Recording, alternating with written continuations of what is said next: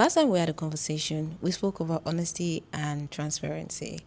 And for the love of me, I honestly didn't realize how close to home that conversation was. Wow.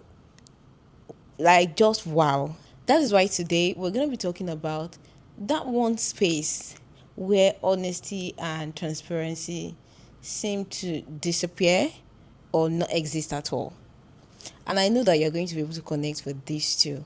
Talking about situationship, I know that you can connect. I know that you can relate. Only she know local going. That space where you guys have not got into relationship yet, but you have already passed friendship. Just somewhere in between the line, yeah. You know what I mean? Today, like we always do, I'm going to be answering some real questions about how I feel about some of these things relating to situationship. And maybe, just maybe, by the end of today's family meeting, some of you will understand why you are in that situationship that you are in. Or maybe you finally get the chance to wrap your head around why someone that you know settled for something that you know that they can do way better than. Sometimes it's not as easy or as simple as ABC as we said. So yeah, let's get into today's conversation. Maybe because there are no expectations, there are no rules.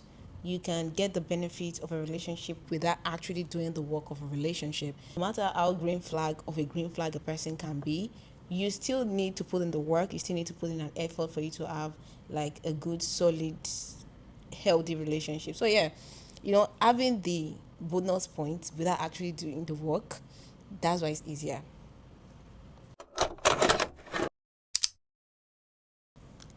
I kind of have like a different perspective when it comes to this, right? So when people say, "Oh, people settle for situationship because they lack commitment," personally, I don't think that there's anybody that lacks commitment. I think people are just committed to different things. That person that is not emotionally committing to you is emotionally committed to not being with you. Do you understand? And the fact that they are standing on business means that they take not being emotionally committed to you seriously. So it's not about them lacking commitment or having commitment, it's about what they're committed to. Personally, some of the situationships that I have seen were not because of lack of commitment. They were actually because one person has overcommitted at one point or another. Now, let me break it down. A lot of us, and I'm going to say us, we feel so entitled to a positive outcome out of every talking stage.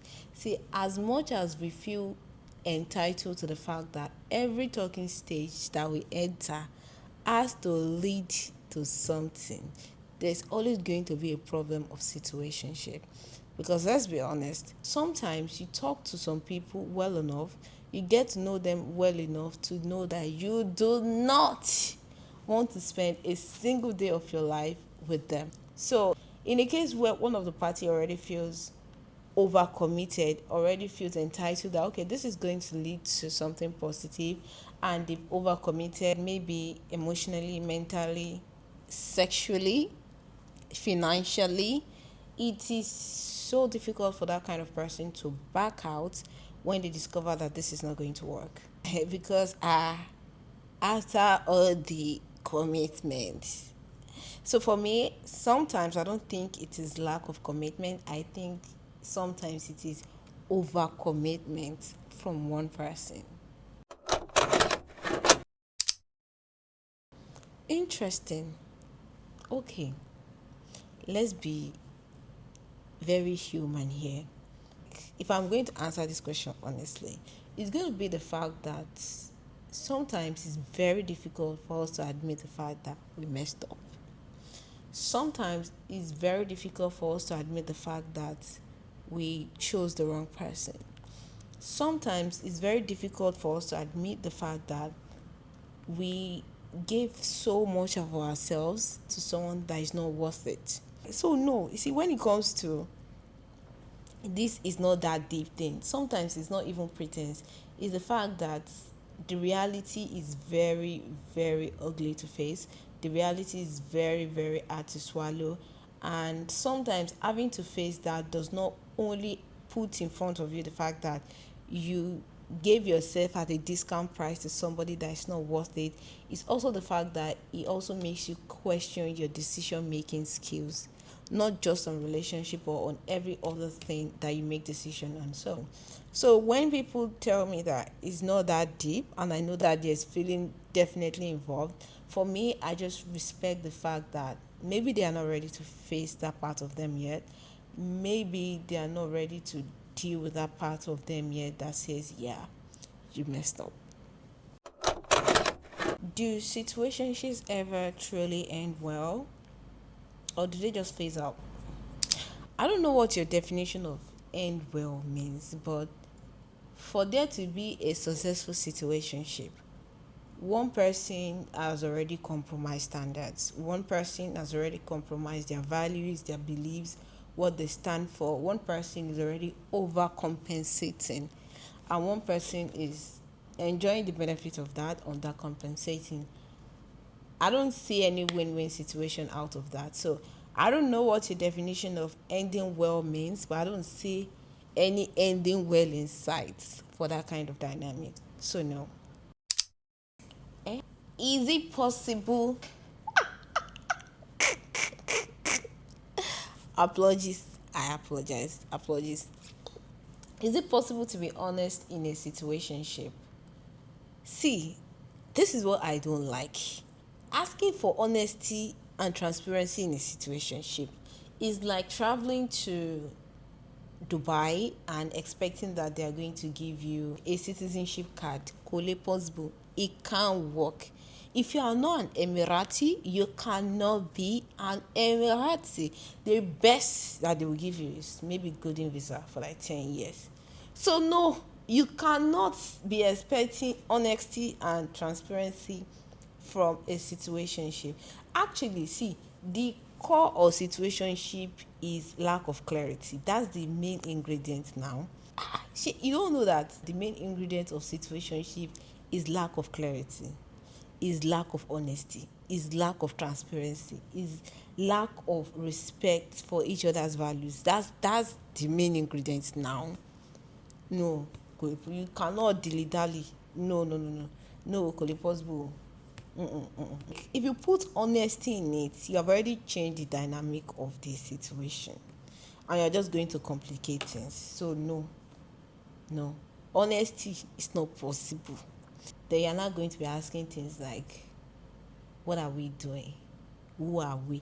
You're nothing but pencil in the house of the Lord. You knew that now. There's no honesty, please. Let me cut inside. At that point, and this might not even be at the beginning, no, but that point that you realize that this person that I'm spending all my hard-earned money on, this person that I'm spending my own valuable time on, this person that you're offering your body to at a discount price, you've just come to the realization that you guys are not on the same wavelength. You guys are not in the same headspace. What you want and what they want does not align. Or maybe you've just come to talk to them, get to know them to the point that maybe not this person I'm envisioning to spend the rest of my life with. And instead of you to pull back, that is the point that you now decide that, okay, the money that I'm spending is not enough. I'm going to double that. Maybe the more I give, the faster they will come around. Or maybe you feel like the more you do acrobatics, the more they will say, okay, I endorse you. Nah, that exactly is the point where the emotional sabotage starts. That's the deck where inside you that is performing. Yeah. For me, the point where you decide to start giving more to somebody that is giving you less, the point where you've decided to start rewarding bad behavior, that's when the sabotage starts. Yeah, that's it. And it might not even be at the beginning, it might be in the middle. Yeah. Personally, I think it's because deep down, a lot of people already know the answer to that question. And sometimes when you are upfront and you outrightly ask and they tell you the answer, you can no longer pretend that you didn't know. Sometimes you know that you are offering yourself at a discount price. You are offering yourself on a discounted value, discounted principle, discounted standard. But because you never said it out loud, you never discussed it, you can pretend that maybe you didn't know. But the minute you ask, what are we? Because one thing about people in situationship is that the honesty for me is always one-sided. There's always one person communicating that I am not interested in this, and there's always one person feeling like, you know what, we can work this out. Do you understand? So I feel like asking this question is very dicey because you already know that the answer is very ugly. It's not something that you want to hear. And the minute you ask it and they answer truthfully, you might not be able to go back to pretending. So that means you've come to accept the reality that you are on sales. I like this one. And I particularly like it because, first of all, me, I don't like when people try to scapegoat the society. The society said this, the society did this. First of all, the society said be in a relationship. They did not say be in a quality, healthy relationship. Society says get yourself a job. They did not say get yourself a high paying job. What you want, the value that you place on what you want is personal, not the society. The society just has a generalized standard. Just being a, haven't you heard all this our uncles and aunties saying, just find somebody. Find somebody now. You guys, you my point is saying that society normalize situationship but shame people want clarity. For me, I feel like situationship has nothing to do with society. Society is going to suggest what they think you should do. It is left to you to determine what you want to pick, because as far as they are concerned, they just want you to do couple goals. Whether it is healthy or not, that's left to you. So you decide if you want clarity or you want to go with the flow. Are situationships just a waste of time, or are they part of figuring yourself out in your 20s? Why? I like this one too. I really like this question. You know why? This is one of the very rare situations where two truths can coexist. Situationship is that one thing that would definitely waste your time. You are really wasting your time. And at the same time, you are figuring out who you are. Sometimes situationships help people figure out how they perform when their body, their mind, and their heart are at conflict. Some people don't know. I was talking to a friend one day and she said to me that if our body, mind, and heart were ever at conflict, she knows who is likely going to win. And that's why she always protects that space.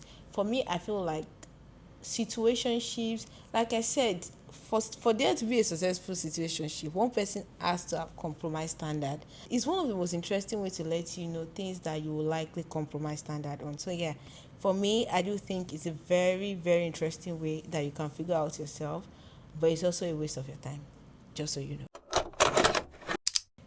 How do you know when you are the only one taking the situationship seriously?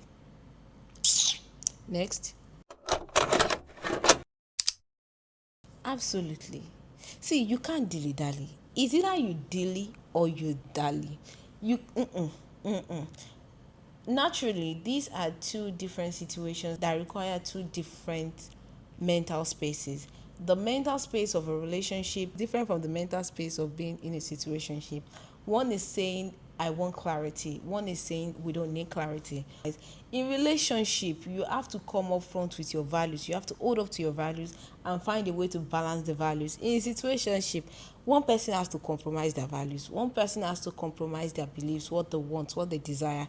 So it's not possible. You have to exit one mental space before you can thrive in another mental space. So no. So absolutely, situationship can stop you from relationship. Thanks. I think I'm just gonna end this video here because by now you should have figured out that situationships are just honesty, values, beliefs on suspension. We pretend, we hope, and we hardly ever say what we actually want to say. And that's the thing. If honesty and transparency are not in the situation, maybe we shouldn't even be there in the first place. So the next time that you catch yourself in one of those, we are just friends, we're not dating, but we are more than friends situation, maybe you need to ask yourself, are you lying to them or are you lying to yourself? Because sometimes the red flag is not them, it's the story we keep telling ourselves to stay a little bit longer. I'll see you next time.